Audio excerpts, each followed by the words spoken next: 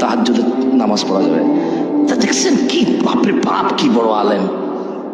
তাহাজ্জুদের নামাজ পড়ে আমি বলবো যে ইয়া আল্লাহ, আপনি আমাকে এমন স্ত্রী সন্তান দান করুন যা দেখে আমার চোখ জোড়াবে। এটা হলো এটা।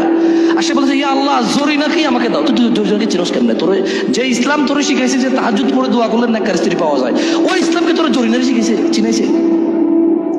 ওই ইসলাম তোরা চকিনা চিনাইছে? ওই ইসলাম জানলে তো তুই জরিনা চকিনা চিনারই কথা না। বুঝে দিতে পারে নাই।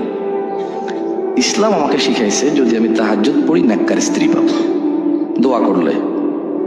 এই ইসলামই আমাকে এমন প্রোটোকল দিছে, কুল্লিল মুমিনিন, এ মুহাম্মদ সাল্লাল্লাহু আলাইহি ওয়াসাল্লাম মুমিন পুরুষকে বলেন, ইয়াগুদ্দু আবসারহুম, এ জাতের চোখ নিম্নগামী করে, ওয়া ইয়াহফাযু ফুরুজাহুম, এবং তার লজ্জাস্থান হেফাজত করে। তো আমার চোখটা নিজে জরিনা কিরকম আমি তো চিনি না, আমি কেমনে তাহাজ্জুদে পড়বো কল্পনা করে জরিনার? ইয়া আল্লাহ, এই মাইয়াটাই আমার লাগবে। তো দুয়ার মধ্যে পার্থক্য আছে না? তাইলে একটা